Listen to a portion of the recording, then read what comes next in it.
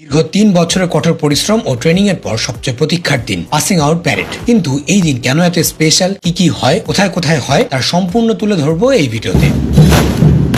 শুরুটা হয় ভোর সকালে ক্যাডেট ডরমেটরি থেকে। আগের রাতে সাজানো ড্রেসটা নিয়ে ঘুম থেকে উঠেই শুরু হয় রেডি হতে থাকা। ক্যাডেটরা রেডি হয়ে চলে আসে নির্দিষ্ট জায়গায় একসাথে। এ সময় তাদের চোখে মুখে থাকে এক্সাইটমেন্ট। আর মাত্র কয়েক ঘন্টা পরে তারা এক একজন হয়ে যাবেন বাংলাদেশ সেনাবাহিনীর গর্বিত অফিসার। যদিও এই একদিনের জন্য তাদের অপেক্ষা করতে হয়েছে 2 মাসেরও বেশি সময়। এ সময় প্রতিটি দিন ক্যাডেটরা নিয়মিত ড্রিল প্র্যাকটিস করতেন প্যারেড গ্রাউন্ডে এসে, রোদ বৃষ্টি ঝড় কোনো কিছু তোয়াক্কা না করেই। এরকম উত্তপ্ত করা রোদে আমরা 1 মিনিট থাকলে আমাদের অবস্থা খারাপ হয়ে যায়। সেই জায়গায় এখানে ক্যাডেটরা প্র্যাকটিস করে সারা দিন ধরে, তাও এরকম 3 কেজির উপরে একটা রাইফেল সহ। এমনকি কড়া রোদে ক্যাডেটরা ড্রিল করতে করতে দাগ বা ট্যান পড়ে যায় শরীরে। একাডেমির ভাষায় এই দাগ বা বর্ডারটাকে বলা হয়ে থাকে বিএমএ বর্ডার। প্যারেডের শুরুতে মার্কার কলের পরপরই ড্রিল করতে করতে মাঠে প্রবেশ করে পুরো ক্যাডেট ব্যাটালিয়ন। ক্যাডেটরা প্রবেশ করেন কোম্পানি হিসেবে। বাংলাদেশ মিলিটারি একাডেমি তথা বিএমএ তে ক্যাডেটদের থাকার জায়গাগুলোকে মূলত কয়েকটি কোম্পানিতে ভাগ করে দেওয়া হয়। অর্থাৎ বিএমএ তে 4টি প্রধান company, Mostafa company, Rauf company, Hamid company এবং জাহাঙ্গীর কোম্পানি, এই 4টি কোম্পানি হিসেবে ক্যাডেটরা এখানে অংশগ্রহণ করছেন। এরপর সুসজ্জিত ঘোড়ায় চড়ে বীরের মতো প্রবেশ করেন বিএমএ অ্যাডজুটেন্ট এবং এই প্যারেডের প্যারেড কমান্ডার। দিয়ে থাকে নির্দিষ্ট কমান্ড। তার পরপরই প্রবেশ করে জাতীয় পতাকাবাহী দল। তাদের অভিবাদন জানানো হয় সশস্ত্র সালামের মাধ্যমে।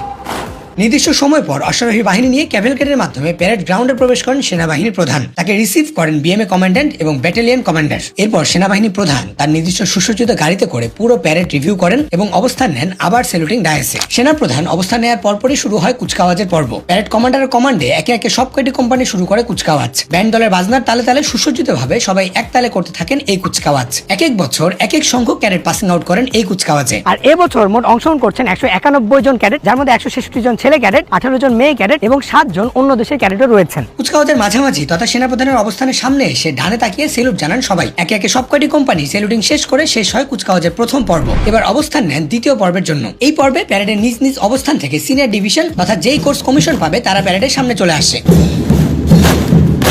প্যারেড কমান্ডার দায়িত্ব বুঝিয়ে দেন ব্যাটালিয়ন সিনিয়র আন্ডার অফিসার বা বিএসইউ এর নিকট। বাকি অংশ চলে তার কমান্ডে। তবে তার আগে থাকে কুরআন তেলাওয়াত পর্ব এবং কুরআন তেলাওয়াতের পর্বের পর দেশ সেবার মহান অঙ্গীকার নিয়ে নবীন অফিসারগণ শপথ গ্রহণ করেন। আমি সর্বশক্তিমান আল্লাহর নামে। শপথ গ্রহণের পরপরই থাকে পুরস্কার গ্রহণের পর্ব। একাডেমিতে ক্যাডেটদের সমস্ত পারফরমেন্স ও অ্যাক্টিভিটির উপর নির্ভর করে দেওয়া হয়ে থাকে সামরিক বিষয়ে শ্রেষ্ঠত্বের জন্য সেনাবাহিনীর প্রধান স্বর্ণপদক ও সর্ব বিষয়ে শ্রেষ্ঠত্বের জন্য সোর্ড অফ অনার। আর এর মধ্যে সোর্ড অফ অনারকে ধরা হয় মিলিটারি একাডেমির সবচেয়ে মর্যাদাপূর্ণ পুরস্কার। পুরস্কার গ্রহণ শেষে সেনাবাহিনী প্রধান দিক নির্দেশনামূলক ভাষণ দিয়ে থাকেন এবং তারপরই শুরু হয়ে যায় সিনিয়র ডিভিশনের গ্রাউন্ড ছাড়ার কুচকাওয়াজ। এই সময় সবচেয়ে প্রতীক্ষিত মোমেন্ট। প্যারেড গ্রাউন্ডের মাঝামাঝি অংশে থাকে পোডিয়াম। এই পোডিয়াম ক্রস করলেই শেষ হয়ে যায় মূলত একজন বিএমএ ক্যাডেটের ক্যাডেট লাইফের অধ্যায় এবং সেনাবাহিনীর কমিশন অফিসার হিসেবে পথ চলা। ঝাঁকে ঝাঁকে উঠতে থাকে বেলুন। সবাই একসাথে বিএমএ কমপ্লেক্সের সামনে ড্রিল করে পৌঁছানো মাত্রই শুরু হয়ে যায় তাদের বিজয় উচ্ছ্বাস।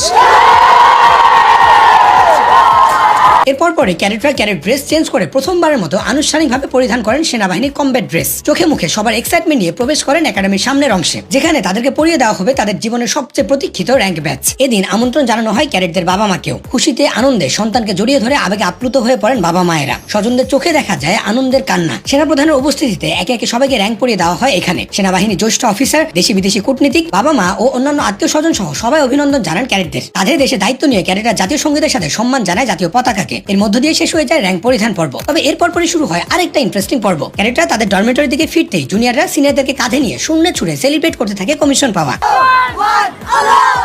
এই আনন্দ যেমন সিনিয়রদের তেমনি জুনিয়রদেরও। কমিশন নিয়ে ক্যাডেটরা ফিরে যান বাড়িতে। কয়েকদিন পরেই ফিরতে হবে অ্যাসাইন করে দাও নিজস্ব ইউনিটে। ক্যাডেট লাইফ শেষে কমিশনের এই র্যাঙ্কগুলো ছোট, কিন্তু দায়িত্বটা এখন অনেক বিশাল।